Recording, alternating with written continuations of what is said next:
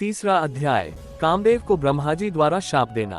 ब्रह्मा जी ने कहा, हे नारद, सभी ऋषि मुनि उस पुरुष के लिए उचित नाम खोजने लगे। तब सोच विचार कर वे बोले कि तुमने उत्पन्न होते ही ब्रह्मा का मन मंथन कर दिया है, अतः तुम्हारा पहला नाम मनमथ होगा।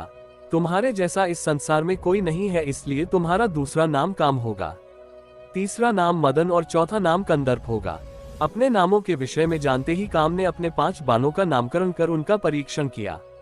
काम ने अपने 5 बाणों को हर्षण, रोचन, मोहन, शोषण और मारण नाम से सुशोभित किया। ये बाण ऋषि मुनियों को भी मोहित कर सकते थे। उस स्थान पर बहुत से देवता व ऋषि उपस्थित थे। उस समय संध्या भी वहीं थी। कामदेव द्वारा चलाए गए बाणों के फलस्वरूप सभी मोहित हो गए। सबके मनों में विकार आ गया। सभी काम के वशीभूत हो चुके थे। प्रजापति, मरीचि, अत्रि, दक्ष आदि सब मुनियों के साथ साथ ब्रह्मा जी भी काम के वश में होकर संध्या को पाने की इच्छा करने लगे। ब्रह्मा व उनके मानस पुत्रों सभी को एक कन्या पर मोहित होते देखकर धर्म को बहुत दुख हुआ। धर्म ने धर्मरक्षक त्रिलोकीनाथ का स्मरण किया। तब मुझे देखकर शिवजी हंसे और कहने लगे, हे ब्रह्मा, अपनी पुत्री के ही प्रति तुम मोहित कैसे हो गए? सूर्य का दर्शन करने वाले दक्ष, मरीचि आदि योगियों का निर्मल मन कैसे स्त्री को देखते ही मलिन हो गया? जिन देवताओं का मन स्त्री के प्रति आसक्त हो, उनके साथ शास्त्र संगति किस प्रकार की जा सकती है? इस प्रकार के शिव वचन सुनकर मुझे बहुत लज्जा का अनुभव हुआ और मेरा पूरा शरीर पसीने पसीने हो गया। मेरा विकार समाप्त हो गया, परंतु मेरे शरीर से जो पसीना नीचे गिरा उससे पितृगणों की उत्पत्ति हुई। उससे 64,000 आग्नेश्वातो पितृगण उत्पन्न हुए और 86,000 बहिर्षित पितर हुए।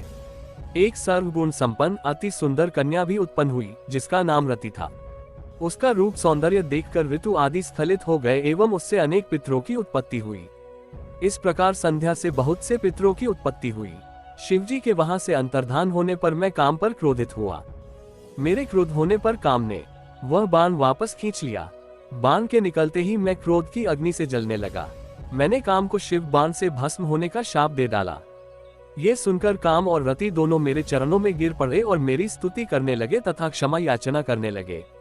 तब काम ने कहा, हे प्रभु, आपने ही तो मुझे वर देते हुए कहा था कि ब्रह्मा, विष्णु, रुद्र समेत सभी देवता, ऋषि, मुनि और मनुष्य तुम्हारे वश में होंगे।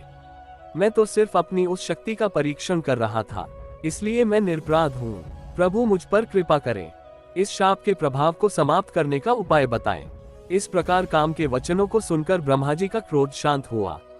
तब उन्होंने कहा कि मेरा शाप झूठा नहीं हो सकता, इसलिए तुम महादेव के तीसरे नेत्र रूपी अग्नि बाण से भस्म हो जाओगे। परंतु कुछ समय पश्चात जब शिव जी विवाह करेंगे, अर्थात उनके जीवन में देवी पार्वती आएंगी, तब तुम्हारा शरीर तुम्हें पुनः प्राप्त हो जाएगा।